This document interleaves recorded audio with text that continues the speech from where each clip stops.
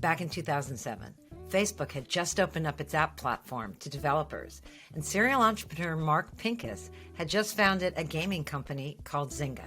After some early experiments, Zynga's free-to-play game Farmville hit it big in 2009, thanks to viral marketing that leveraged the social graph and real-time analytics that helped them optimize retention.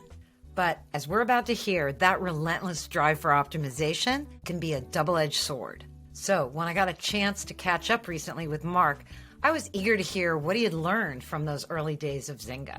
And boy, did he deliver. Here are 3 hard-won startup lessons from entrepreneur and investor Mark Pincus. One of the things that's so iconic about Zynga is the way that you figured out how to harness virality, for better and for worse. How do you now think about driving virality, having been through Web 2, run through all the experiments that you ran through at Zynga, learned what you learned? How do you think about that, and how do you see like current best practices or just interesting ideas on the horizon? The one thing that was true, I think, in the beginning of Zynga, and it's been misunderstood, and I see it as a thread, a through line to today, is that you grow through retention, not virality. It's a sinking speedboat, and you decide whether to drive faster or bail out water faster or try to fix the hole in the bottom. And fixing the hole in the bottom is what drives the long-term value. And it turns out it's where you're most aligned with your players too. So if you can try to build products and systems that feel forever, and if the player feels like you have a long-term commitment to it and you give them a reason to want to invest in it and now they can own part of it, you're most likely to get retention, drive long-term value. And oddly, it's what drives the internet treasures. A service we can't remember life before or imagine life without.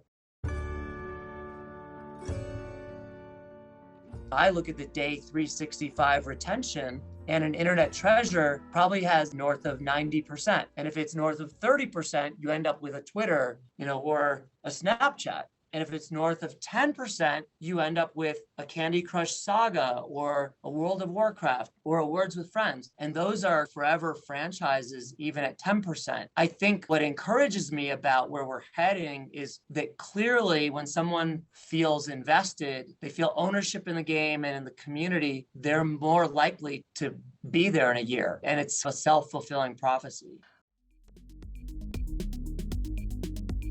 Did your in-game analytics help your strategic thinking?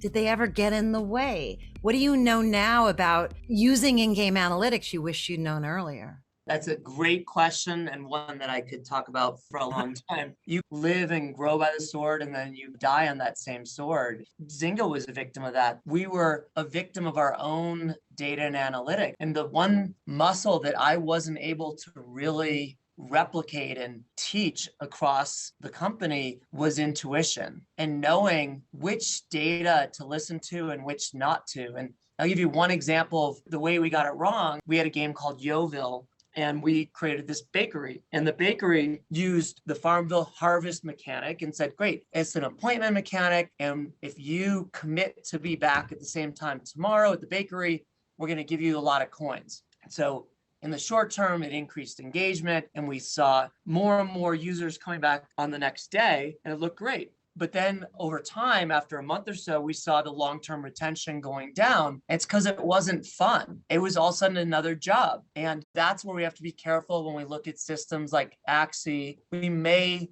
fall into that trap where we create a job for somebody, literally, that's not fun. And as soon as it doesn't pay well enough, or even if it does, they leave. And so we constantly have to triangulate between our own intuition and experience with that game and what the data is telling us. And we can go the other direction and be wrong, that we feel great about something, but the data says no one else does. And then the best is when it all lines up together. And for me, the biggest hits that we put out at Zynga were the ones that had amazing data, and I was addicted to the game. So I was addicted to Farmville and Cityville and Words with Friends, and the data played out. So remember, great products have high retention, not just virality.